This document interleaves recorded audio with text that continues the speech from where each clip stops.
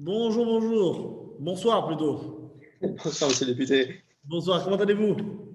Très bien, très Très bien. bien. Bon, je vous prie de m'excuser du petit retard, mais vous savez, la Banque mondiale est bavarde.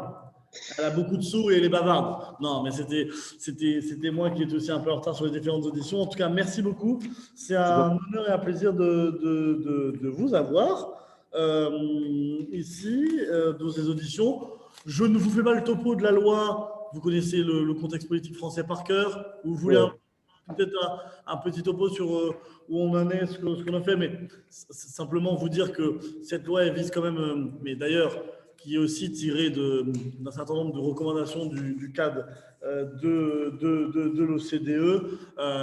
Donc, il y a 5 objectifs principaux dans cette loi qui est la continuité de l'engagement, du réengagement, du réinvestissement du président de la République sur cette question, après une décennie quand même, d'ailleurs pas qu'en France, à un niveau international, où malgré les ODD, le financement à Addis Abeba et puis la COP21, il y a quand même une réduction des financements, enfin, des ambitions qui à un moment donné, jusqu'à 2013, étaient un peu moins à la hausse.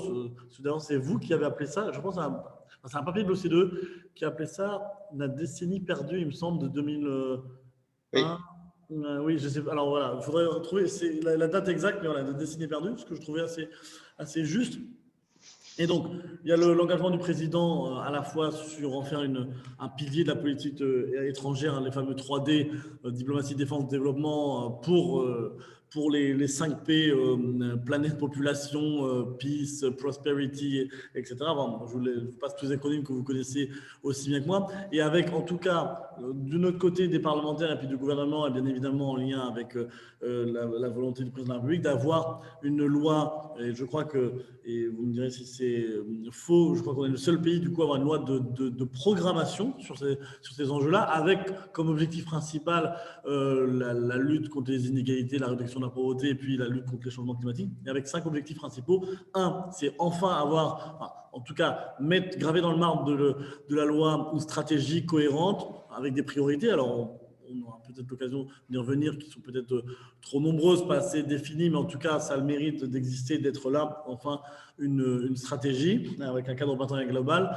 Deuxièmement, une programmation qui nous projette et qui donne la lisibilité, de la visibilité jusqu'à 2025, c'est l'ambition, et puis qui nous permettent d'atteindre le fameux 0,7, même si je ne suis pas un grand fanatique de cet objectif, parce qu'il induit beaucoup de choses et il induit des comportements qui ne sont pas forcément les plus à même de répondre à l'objectif de réduire, de créer de l'impact. Mais bon, c'est important d'avoir ces objectifs-là quantitatifs.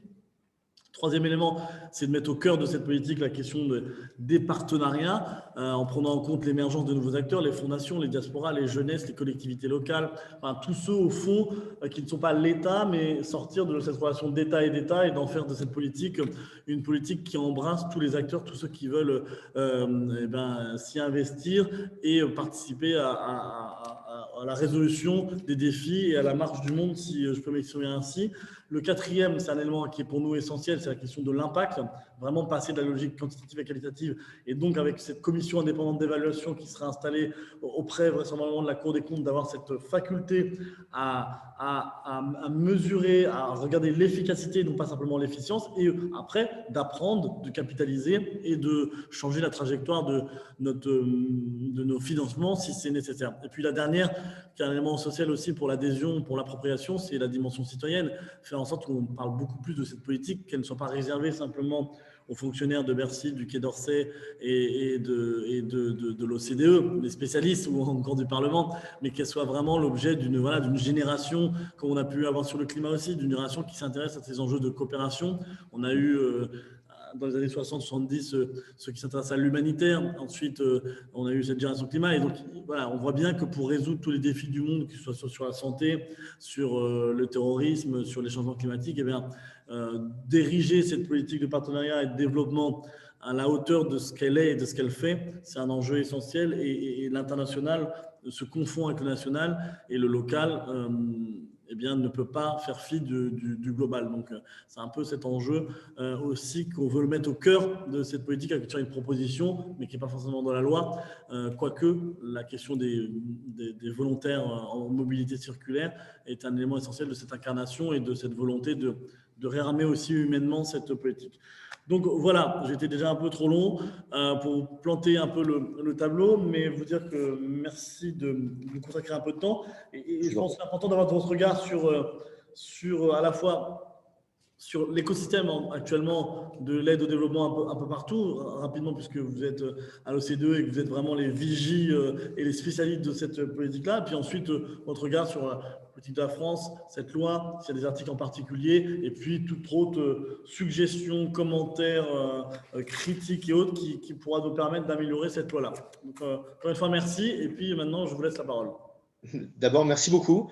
Alors, je vais peut-être commencer par donner quelques éléments qui rejoignent un petit peu ce que vous avez mentionné sur les enjeux de la communication et de la capacité qu'ont les pays, et donc en premier lieu la France, à pouvoir endosser de manière large et au-delà des seules personnes qui travaillent sur le sujet, une politique de développement.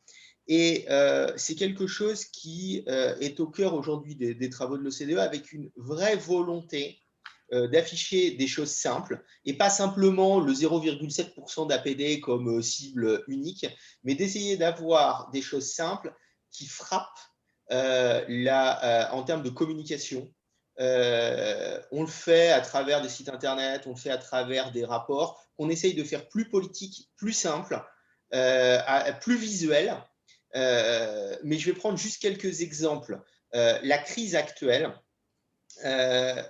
a considérablement accru les inégalités, et elle a considérablement accru les inégalités entre les États et à l'intérieur des États. Et donc, les besoins de financement du développement qui étaient déjà insuffisants avant la crise sanitaire actuelle, c'est encore amplifié. Alors, on a travaillé récemment dans un rapport qu'on a publié le 18 décembre dernier au sein du CAD sur un certain nombre de chiffrages, parce qu'il ne suffit pas de le dire et de le ressentir. Il y a un moment, il faut mettre des chiffres sur ces réalités, et on a essayé de mettre des chiffres simples. Je vais en citer 4. Le nombre de personnes exposées à un risque de famine. Je ne sais pas si vous m'entendez. Oui, je vous entends, je vous entends. Le nombre de personnes exposées à un risque de famine, il était d'à peu près 135 millions avant le déclenchement de la crise. On estime aujourd'hui, avec le secrétariat du CAD, qu'il est à 270 millions. Donc, on a doublé le nombre de personnes exposées à un risque de famine. On estime que le nombre de personnes qui vivaient sous le seuil extrême de pauvreté, donc à moins de 1,9 $ par jour, il y en avait à peu près 700 millions avant la crise. On estime, alors on avait fait une fourchette, qu'il y en a entre 80 et 130 millions supplémentaires. De la même manière, on estime que le temps de scolarisation perdu, alors c'est des calculs qui ont été compliqués, qui ont été faits avec les gens qui s'occupent aussi d'enseignement à l'OCDE, on estime que le temps de scolarisation perdu dans les pays développés, en moyenne, ça a été 6 semaines en 2020, mais on estime que dans les pays en développement, c'était 4 mois. Et puis, quatrième élément, la protection sociale qui est consacrée par personne en volume, donc le coût d'achat des vaccins et leur mise à disposition à titre gratuit à une population, la prise en charge des hospitalisations, etc., etc. On estime que si on compare les pays développés aux pays en développement, on est sur un ratio de 1 pour 200. C'est-à-dire qu'à chaque fois qu'on dépense dans un pays développé 200 pour la protection sociale des personnes, on dépense 1 dans un pays en développement. Donc, on est sur des chiffres qui sont très extrêmes. Et je rejoins un petit peu le propos que vous teniez, à la fois en termes de communication et à la fois en termes de chiffres, plutôt que de parler du 0,7. Alors, il est important et c'est certainement pas moi qui vais passer outre, mais je pense qu'il n'y a pas que ça. Et si on veut avoir une adhésion au plus large au concept de développement, il y a un moment, il faut mettre des chiffres assez simples sur la table. Ça, c'est le premier élément. J'ajouterai un 5e chiffre qui, lui, est plus indirect. C'est qu'on estime que depuis le début de la crise, il y a à peu près 2 milliards de dollars qui ont été levés pour les pays en développement dans le cadre de l'initiative COVAX. Mais les calculs qu'on a fait pour 2021, c'est qu'il va en manquer 5. Donc, il en faut 5 de plus. Donc, on est encore très, très loin du compte par rapport aux objectifs de l'agenda 2030, et on l'est encore plus que ce qu'on était avant. On estime déjà que rien que sur la seule année 2020, en termes de flux privés en direction des pays en développement, je ne dis pas des flux publics, mais de flux privés, on a perdu à peu près 700 milliards d'investissements par rapport à ce qu'aurait dû être la trajectoire normale. C'est absolument colossal. Et là, encore une fois, tous ces chiffres-là, moi, je pense que c'est important de communiquer autour parce que je pense qu'ils sont très parlants. On est sur des chiffres qui sont absolument colossaux et qui sont plus parlants qu'un ratio. Parce que le ratio en lui-même, il est à la fois imparfait et puis on dit qu'on passe de 0,40 à 0,55 avec un objectif de 0,70. C'est parlant pour des experts. Je ne suis pas certain qu'en pure communication vis-à-vis du grand public, ça soit très parlant. Et par ailleurs, je pense qu'il y a des limites à ça, notamment l'initiative qu'on a prise, qui elle-même a ses limites, mais je la mentionne, qui est l'initiative TOSDI, qui a pour objectif de compléter le ratio APD sur PIB. TOSDI, ça veut dire Total Official Support for Sustainable Development, dans laquelle on compte, outre l'APD, on compte aussi les apports publics non concessionnels, la coopération sud-sud, la coopération triangulaire, les activités pour financer les biens publics mondiaux, les financements privés qui sont mobilisés par les interventions publiques. Et l'un des avantages du TOSDI, c'est que ça donne une idée plus fidèle de ce qu'est le financement du développement par rapport à la seule aide publique au développement qui n'est qu'une partie du développement. Je ne dis pas que ça résume tout et je ne dis pas du tout que ça doit se substituer à, mais en tout cas, je pense que c'est un premier point. Le deuxième point que je noterai par rapport à ce que vous avez mentionné sur les partenariats à développer, c'est quelque chose qui est beaucoup en train de se développer dans le cadre des partenariats avec la société civile. Et donc, je pense que c'est quelque chose qui a vocation aussi à se développer. Il y a à l'OCDE un travail qui est en cours sur l'élaboration d'une recommandation de l'OCDE sur le développement de l'aide publique au développement en direction de la société civile pour essayer d'accroître les fonds qui seraient versés soit à des ONG, mais aussi à des collectivités territoriales. Alors, il y a plusieurs objectifs là-dedans. Il y a éviter la relation de pur État à État. On ne va pas cacher aussi qu'il y a un souhait de pas mal de pays de l'OCDE, pas tous. Alors, je dirais que ceux qui ne sont pas nécessairement en faveur de ça, c'est plutôt… il y a un petit noyau de pays d'Europe centrale et orientale qui ne sont pas nécessairement favorables à ça, qui ne sont pas toujours les plus ouverts en termes démocratiques, mais qui permettrait de contourner la relation d'État à État avec des États qui ne sont pas toujours très ouverts à la démocratie, et ça permettrait de faire arriver les fonds directement dans des entités qui pourraient en avoir le besoin. La recommandation, j'ai bon espoir qu'elle soit adoptée en 2021. On a un fort soutien des pays du G7. De l'ancienne administration américaine même, et donc a fortiori je pense qu'il n'y aura pas de problème avec la nouvelle.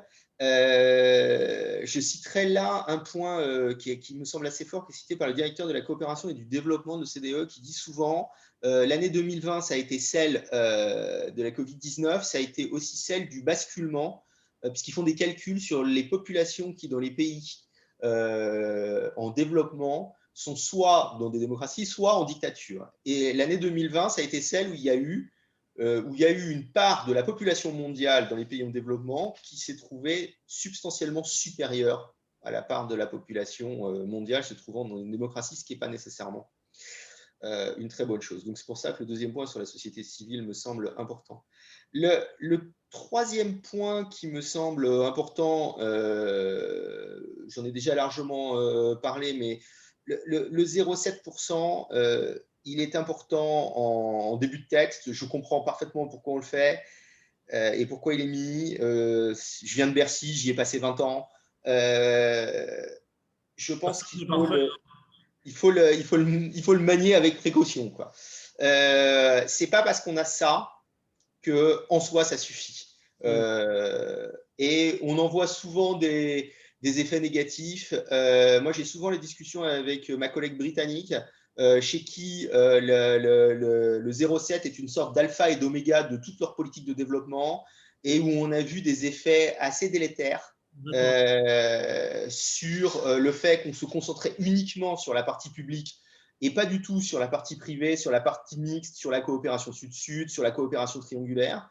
Et puis évidemment, le fait de se concentrer sur le 0,7 fait qu'on s'intéresse probablement moins à l'efficacité, c'est-à-dire on se focalise uniquement sur le 0,7 et puis l'efficacité, l'efficience, bah forcément, ça arrive après, alors qu'il y a quand même des gros travaux qui ont été menés quand même maintenant depuis 20 ans sur l'efficacité et l'efficience et dont on sait quand même qu'ils sont absolument centraux.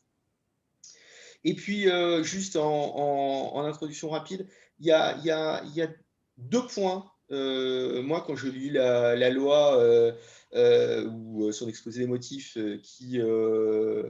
non, 3 points, je vais 3 points quand même, qui m'ont marqué. D'abord, il y en a un que je trouve sur lequel je serais peut-être un petit peu plus prudent dans le wording, c'est sur le soutien aux politiques qui luttent contre les inégalités hommes-femmes. On dit qu'on est très ambitieux. Je n'irai pas jusqu'à qualifier ça de très ambitieux. C'est-à-dire que le double objectif qu'on a, qui est à la fois de flaguer 100% de nos financements et de savoir si oui ou non ils contribuent à la réduction des inégalités hommes-femmes, d'une part, et d'autre part, de dire qu'il y a au moins 50% de notre aide publique au développement qui comporte au moins un objectif secondaire de réduction des inégalités, il y a déjà 13 pays de l'OCDE qui y sont. Il y a déjà 13 pays qui l'ont fait, sur 37 qui sont au CAD. Donc, ambitieux, oui. Très ambitieux, non. Il y en a quand même déjà 13 qui ont passé la ligne. Si on est le numéro 14, 15 ou 16, oui, c'est bien, mais je n'irai pas jusqu'à… je trouve, à ce stade, le wording est peut-être un petit peu fort. Le deuxième élément… c'est dans l'exposé des motifs ou dans le CPG? Je crois que c'est à la fin, donc ça doit être dans le CPG. Oui, donc ça peut faire OK. Le deuxième élément que j'ai pas tellement retrouvé et qui va venir devant de l'actualité en 2021, c'est tout ce qui concerne l'économie bleue, les océans, APD et océans, avec une double dimension, le soutien aux petites îles. Il y a beaucoup d'initiatives, ce que le CDE appelle dans un vocabulaire affreux les SIDS. Les SIDS, Small Island, etc. Ouais, voilà.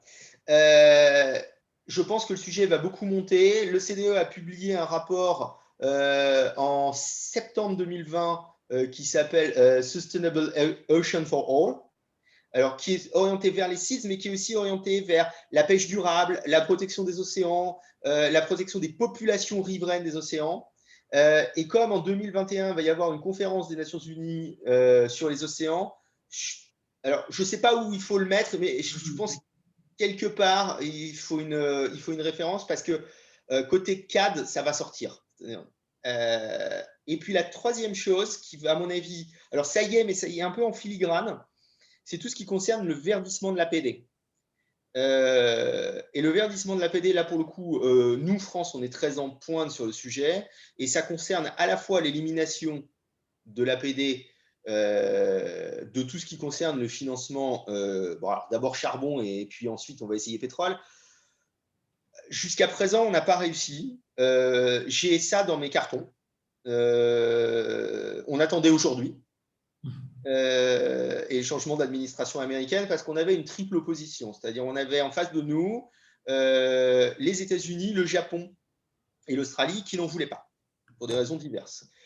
Le Premier ministre japonais s'est exprimé il y a maintenant 1 mois et demi en faveur d'actions sur le climat, et donc le temps que tout ça descende au sein de l'administration japonaise, je pense que maintenant c'est bon.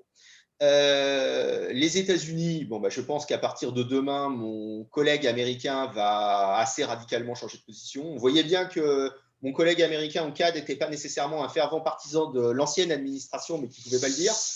Je pense qu'il va pouvoir revenir sur des positions qui sont plus proches de ce qu'il pense. Et je pense que ça va aller assez vite. Ça a dû renforcer la propension à la schizophrénie chez les fonctionnaires américains quand même, cette période-là. Ah oui, il était pas bien. Hein. Moi, je le voyais quand il s'exprimait à titre officiel et puis ensuite Alors, bon, au début, on allait déjeuner ensemble, et puis dans la période récente, ensuite, on allait marcher ensemble dans les parcs, et ils ne disaient pas la même chose. Hein. Et encore, c'était avec un fonctionnaire étranger, donc il se retenait. Mais on voyait bien que… Donc là, je pense qu'ils vont assez vite changer de position. Alors, assez vite, je ne sais pas si c'est une semaine, 6 semaines ou 4 mois, mais je pense que ça va…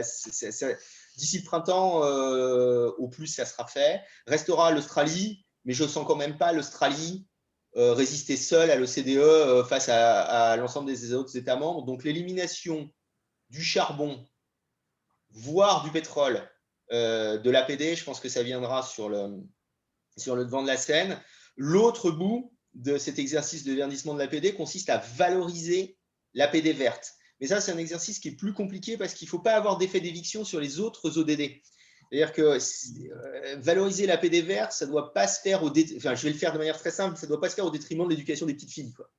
Donc, si on dit qu'on survalorise l'APD verte, il faut trouver les voies et moyens de ne pas dévaloriser le reste. Alors, une des options pourrait être d'utiliser les marqueurs de Rio, c'est un peu technique, mais pour en fait survaloriser ce qui est vert sans dévaloriser les autres ODD. Mais là, pour le coup, ça va demander plus de temps parce que c'est techniquement plus compliqué. Mais je pense que, pour le coup, en termes politiques, le concept de verdissement de l'APD pourrait être probablement, quand je le lis, être davantage mentionné. Voilà ce que je pouvais en dire très rapidement. Et puis d'ajouter un tout dernier point au titre des fonctions que j'ai occupées par le passé, puisque je m'occupais de l'attractivité du territoire de la France et que j'ai vu avec un certain sourire la mention du dernier article dans le projet de loi sur l'attractivité des organisations internationales, sujet sur lequel j'avais beaucoup travaillé. Je me suis dit que finalement, ça avait fini par porter ses fruits et être ajouté.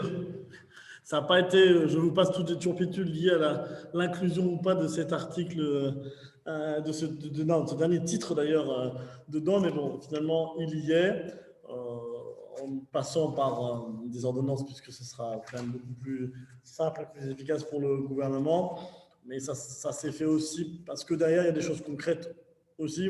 Au début, moi, je n'y étais pas forcément très favorable à titre personnel parce que comment dire, la collusion entre les différents mots et ce qu'on recherche et puis le détail de ce qui est écrit quand on doit parler de ça n'était pas forcément le bienvenu, mais après on parle d'accueillir des belles organisations sur notre territoire, il faut mettre la France aussi à niveau et c'est l'occasion de le faire et donc au final c'est une très bonne chose et ça va permettre vraiment aussi de placer la France qui a déjà la chance d'accueillir l'OCDE, l'UNESCO, enfin en tout cas Paris, l'UNESCO, l'OCDE et d'autres organisations internationales, vraiment, notamment, comme le souhaite le président de la République, d'avoir un pôle sur l'éducation qui soit très très fort avec le PME, l'OCDE, l'UNESCO, et qui va permettre aussi de promouvoir aussi un certain nombre de priorités que l'on a ou qu'on souhaite porter dans les prochaines années. Merci en tout cas, très très très éclairant, comme toujours, on va dire de la part de personnes de l'OCDE, mais merci. Puis avec vos fonctions passées aussi, vous connaissez parfaitement l'écosystème français. Est-ce que j'ai des collègues qui souhaitent poser des questions? Je ne crois pas. Alors, moi, j'avais du coup une question. Alors, je veux bien que vous nous envoyiez d'ailleurs le dernier, enfin, on va le trouver, mais le dernier rapport que vous avez mentionné. Oui, bien sûr. Sur les différents chiffres, etc., recul de la pauvreté, éducation, c'est vraiment très important. Et c'est vrai que dès que ça sort de l'OCDE, il y a toujours à la fois ce qui est intéressant, c'est de comparer, je trouve, parce que parfois, quand on se regarde, on se désole, quand on se compare, on se console. Mais ce qui est intéressant dans l'OCDE, c'est qu'on peut voir aussi la différence entre les pays, entre guillemets, développés, qui appartiennent à l'OCDE, puis les autres, et de voir qu'il y a quand même des situations qui sont terribles dans les pays les plus pauvres et qu'il faut qu'on accélère, qu'on augmente, qu'on massifie aussi nos investissements, notre partenariat. Moi, j'ai une question concernant l'éducation, parce que je suis assez frustré de cette politique du financement de l'éducation, notamment financement de l'éducation en zone humanitaire. Bon, on a plusieurs organismes qui participent à ça, mais on n'en a pas vraiment un seul qui est parfaitement identifié. On a l'UNESCO qui fait un peu sur la question de l'éducation. On a UNICEF qui en fait un peu. On a maintenant le Partenariat mondial pour l'éducation, mais qui est plutôt un fonds qui attire l'argent, qui ensuite le redistribue, parfois à l'ECDE, parfois à d'autres. Donc, je ne sais pas si vous avez eu l'occasion de travailler un peu dessus ou si l'OCDE se penche dessus, mais le président de la République a souhaité vraiment réarmer la question de l'éducation, parce qu'on avait une contribution famélique au PME, 23 millions d'euros, on est passé à 200, 300 millions d'euros. Cette année, c'est la reconstitution de la triennale. Et j'ai l'impression que c'est une politique, parce que c'est une politique aussi très nationale, voilà, la question d'éducation, déjà, c'est très familial, enfin, la liberté, on le voit bien, nous, avec la question de l'instruction à domicile, la question de l'enseignement, c'est quelque chose de très national, c'est pas une politique qui peut être européanisée, OCDisée, mondialisée.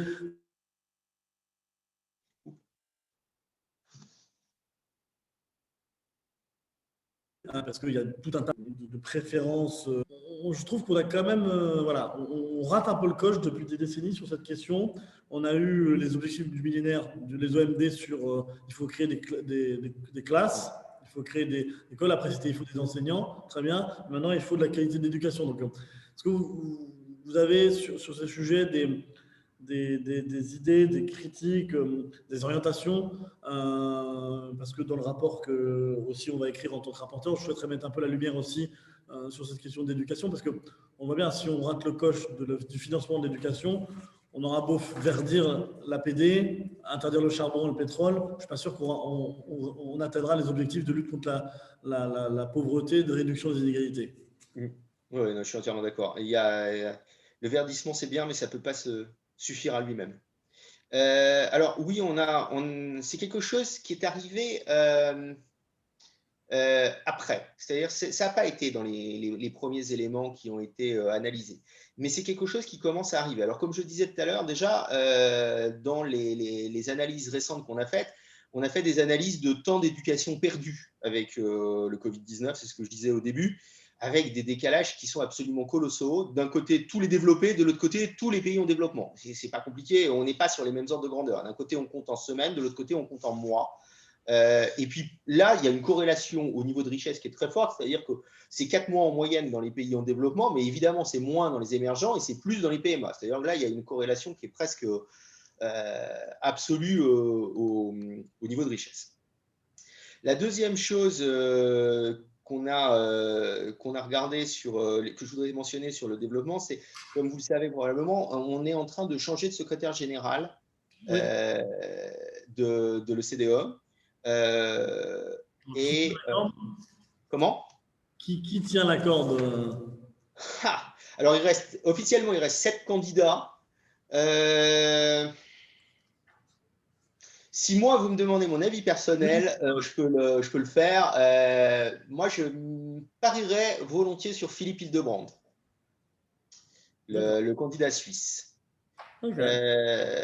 qui fait partie de ces 3 candidats qui restent encore en liste, qui ont mentionné l'éducation comme domaine prioritaire de leur action en tant que futur secrétaire général de l'OCDE. Ça veut bien dire que et les 3 qui l'ont cité sont, à mon avis, les 3 qui sont les mieux placés.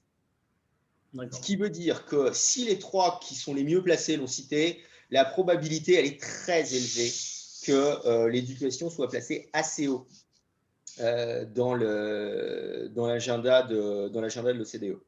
Alors, l'OCDE, historiquement, s'était quand même plus intéressé à l'éducation des pays développés, pas assez à l'éducation des pays en développement. Il l'a fait sur une période plus récente. Il y a eu des études qui ont été faites pour regarder le niveau de développement et le lien avec l'éducation. Et il n'y a absolument pas photo.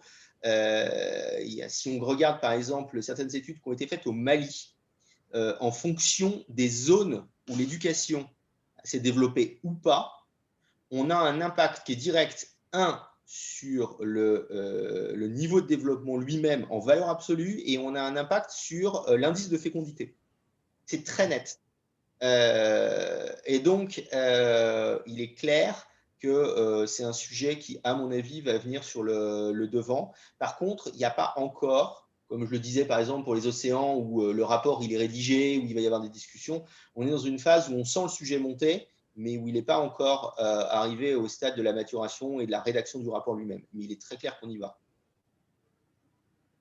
Voilà ce que je peux répondre. Ah, très bien, non, mais c'est très, très, très intéressant.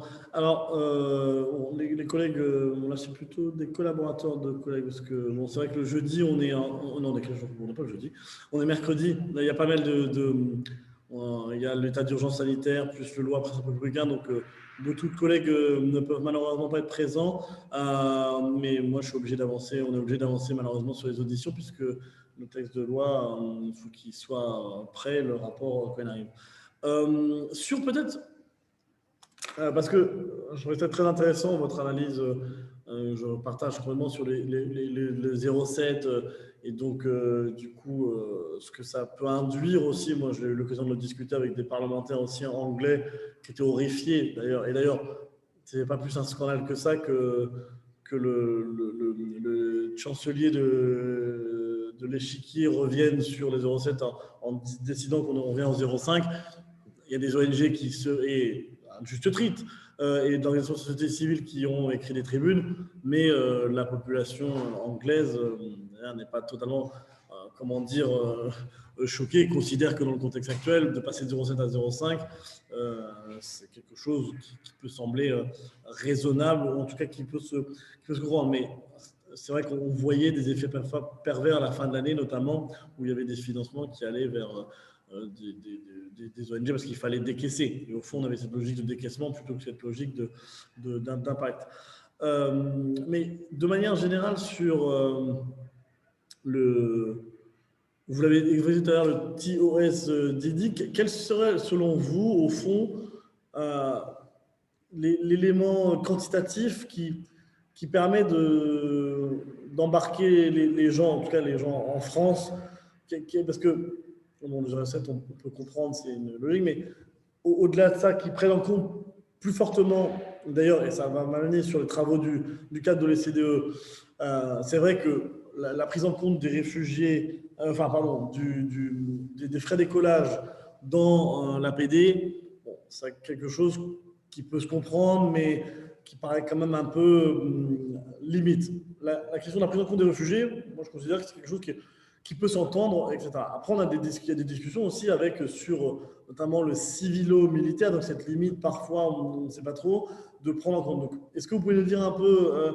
où on en est dans tout ça, s'il y a des évolutions à venir? Est-ce que les impétrants pour le secrétaire général de l'OCDE le discutent? Il y a un peu votre point de vue, vous, sur ce calcul de la contribution des pays riches et développement qui prend beaucoup de temps, beaucoup d'énergie, beaucoup de ressources quand même, pour quelque chose qui frustre quand même beaucoup de gens à la fin, à la fin de l'année quand tout est calculé. Bah, ouais, je dirais que d'abord, il faut le faire. C'est-à-dire qu'il faut avoir une échelle commune qui permet de se comparer. C'est la mission première du CAD, et avoir une échelle commune permettant la comparaison des actions de chacun, c'est bien, même si cette échelle est imparfaite. Ça permet de savoir où on en est, ça permet de savoir où sont les efforts. Moi, c'est ce que je dis souvent, c'est comme à l'école. C'est-à-dire que oui, la notation du prof, elle est imparfaite, mais elle a le mérite d'être honnête et homogène. Et donc, à tout le moins, à défaut de savoir quelle est en valeur absolue la contribution au développement, au moins la rigueur avec laquelle le secrétariat du CAD mène ses travaux permet au moins de se comparer avec les autres et dans le temps. Ça, c'est le premier élément. Et ça, c'est déjà pas mal. Le deuxième élément, alors, sur sécurité et développement. Moi, je pense que il y a eu des choses qui ont été faites en 2017 sur la prise en compte des contributions des États membres dans le cadre des opérations de maintien de la paix. Et au fond, on commence à avoir un petit peu de recul parce que c'était en 2017. C'est quelque chose qui a pas mal fonctionné, et aujourd'hui, plus personne ne le remet en cause. Donc, Il faut regarder ça avec attention, on le fait tous. Moi, le premier, pour regarder qu'il y a quand même des dépenses qui sont des contributions au développement et qui ne sont quand même pas des dépenses militaires. Mais à un moment, la sécurisation d'un pays, ça participe aussi de son développement. Donc, je pense que ça restera. Ce qui, à mon avis, va prendre de la place, c'est ce que je mentionnais tout à l'heure avec le TOSDI. Alors, le TOSDI, il a un nom barbare, il va falloir lui trouver quelque chose de moins technocratique et de plus, de plus vendeur en termes de communication, parce que Total Official Support for Sustainable Development, c'est quand même, c'est compliqué. Mais ça a un mérite, c'est que ça donne une image à peu près complète et à peu près globale de ce qu'un pays fait pour en contribuer au développement et surtout de ce qu'un pays récipiendaire parvient à fédérer autour de lui. Et ça donne une image beaucoup plus fidèle que la seule APD. Parce que l'APD, c'est la mesure de l'APD, c'est le point de vue de celui qui donne. Moi, c'est ce que je dis souvent. Il faut faire attention à ne pas faire le club de pays riches. Club de pays riches qui donne l'argent, qui fait la leçon et qui ensuite s'en va en disant mon aide a été efficace et c'est pas de ma faute si ça n'a pas bien fonctionné. C'est un peu la limite, je trouve, de l'APD et de ce décompte-là. Alors que le TOSDI, comme on y a ajouté les financements privés, comme on y a ajouté les biens publics mondiaux, comme on y a ajouté la coopération sud-sud, on est du point de vue du récipiendaire, qui lui a cette fois-ci l'image globale du soutien dont il bénéficie et la manière dont il va pouvoir l'intégrer et l'utiliser. Et je trouve qu'on est avec ça dans une sorte de basculement. Je ne dis pas que le CAD n'est toujours pas un... Ça reste toujours à main et main égard un club de pays riches qui donne de l'argent et il faut faire beaucoup d'efforts avec mes collègues pour essayer de bien sortir de ça, de discuter avec les pays en développement, d'avoir une vision qui n'est pas exclusivement de celui du donneur, mais aussi celui du récipiendaire. Et je trouve que cette approche avec le TOSDI, elle a cet intérêt-là. Alors, c'est tout récent et la première déclaration de la France à ce titre-là, elle date de l'été 2019. Et donc, comme les autres pays ne l'ont pas tous fait, ça n'a pas permis d'aller au bout de la logique et de pouvoir se comparer sur cette base-là.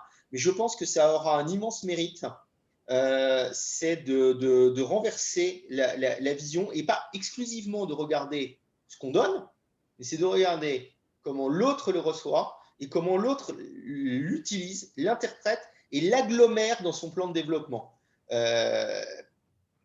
Parce que c'est une question d'appropriation. On n'est pas efficace si celui qui est le bénéficiaire in fine ne s'approprie pas cette aide. Et donc, du point de vue du décompte, je pense que là, c'est quand même objectivement mieux fait. J'ajouterai une autre chose, c'est que historiquement, on a souvent quand même additionné des choses de manière étrange. Alors là, c'est l'ancien de Bercy qui va parler. On additionnait des dons, on prenait des prêts qui étaient plus ou moins concessionnels, on prenait des garanties quand elles étaient appelées.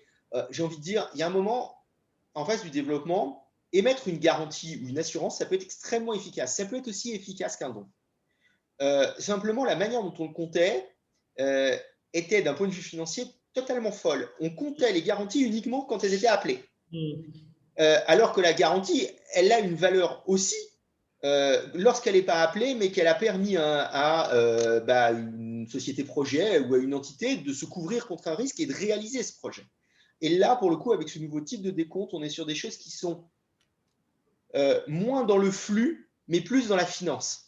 Et ça, c'est très important. C'est-à-dire que interpréter le développement et les besoins de développement, non pas sous l'angle uniquement du donateur et du flux, mais sous un angle du récipiendaire et des besoins financiers, me semble plus pertinent. Alors, je ne veux pas faire trop, encore une fois, je ne veux pas trop faire le financier de Bercy, mais je pense que ça a sa valeur.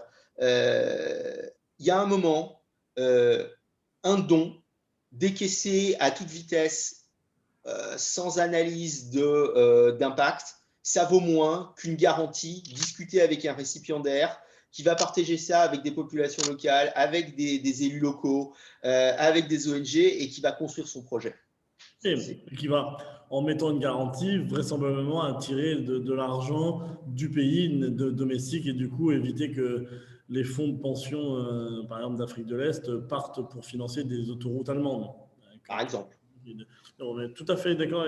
La manière dont vous le dites est très très claire, notamment j'aime beaucoup le côté que en fait, c'est du point de vue, c'est vrai, et on oublie, mais en fait c'est du point de vue de nous. Mais c'est ce que je disais parfois dans le sens où j'ai jamais vu un citoyen, un jeune éthiopien, rwandais, sud-africain me réclamer le 0,7. Il peut dire que ce qu'on fait est inefficace, que ça ne sert à rien et que c'est le cheval de Troie d'intérêts commerciaux, économiques, financiers et autres, mais il n'y a pas d'appel dans ces pays-là en général à dépenser le 0,7 parce que c'est une vision qui peut se comprendre et qui s'entend, qui peut être légitime, de l'objectif qu'on fixe de la dépense. Et c'est vrai que le TOS dit, et le nom est barbare en effet, mais c'est intéressant parce que ça permet d'avoir tout ça. Bon, et donc ça me permet juste de rebondir et après je vais vous libérer malgré le caractère passionnant de la discussion. Et j'ai oublié du coup, c'était ah oui, pardon, sur l'efficacité de l'aide du coup, parce que bon c'est Busan, c'est une déclaration de Paris. Quel est selon vous l'élément qui manque le plus dans les...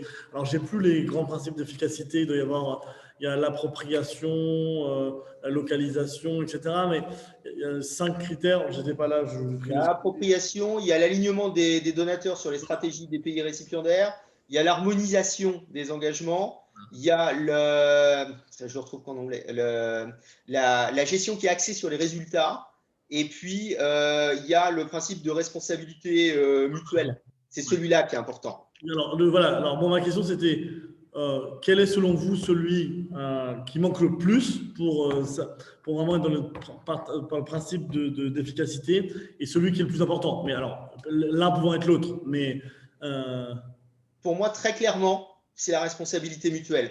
Le développement, ça se fait ensemble.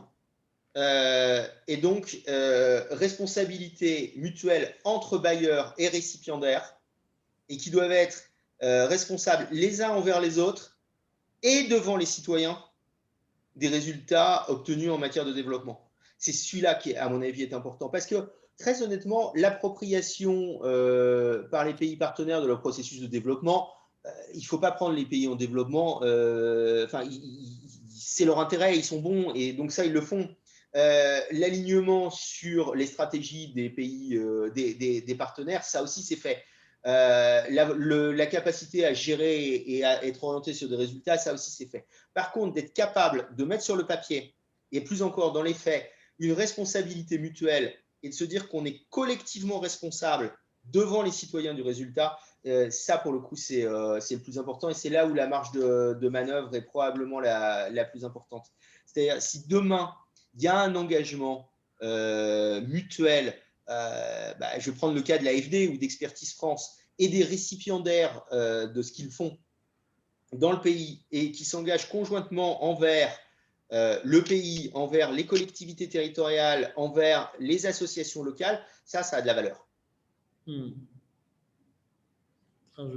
Merci. Écoutez, je crois qu'il n'y a pas d'autres demandes de prise de parole. Merci beaucoup d'avoir pris de votre temps précieux. Et alors, est-ce que vous nous autorisez à mettre cette vidéo sur YouTube pour que les collègues puissent la réécouter s'ils le souhaitent? Parce que je trouve que c'était très intéressant tout ce que vous avez dit sur les 07, sur bien évidemment... oui. Peut-être juste une remarque en enlevant la remarque personnelle que j'ai faite sur le futur secrétaire général de l'OCDE. Oui, mais vous l'avez très bien dit, vous avez dit de manière personnelle. Donc on va regarder. Et si on ne peut pas l'enlever, on ne mettra pas la vidéo. Mais en fait, c'est plutôt pour les collègues qui sont... Si c'est pour vos collègues, il n'y a aucun souci. Voilà. Mais en tout cas, merci beaucoup. Et puis, si vous pouvez nous envoyer bon, on pourra le retrouver, mais au moins ça fera... On aura regardé le rapport sur l'océan et économie bleue et puis celui sur les conséquences de la crise et l'augmentation des inégalités avec des chiffres parlants qui parlent plus à nos concitoyens que d'autres éléments de communication. Ce serait très précieux. je vous envoie ça naturellement. Merci beaucoup. Et puis, je vous souhaite une bonne année aussi, parce que c'est encore la saison des vœux. Et puis, une bonne fin de semaine. Au revoir. Merci beaucoup à vous aussi. Au revoir.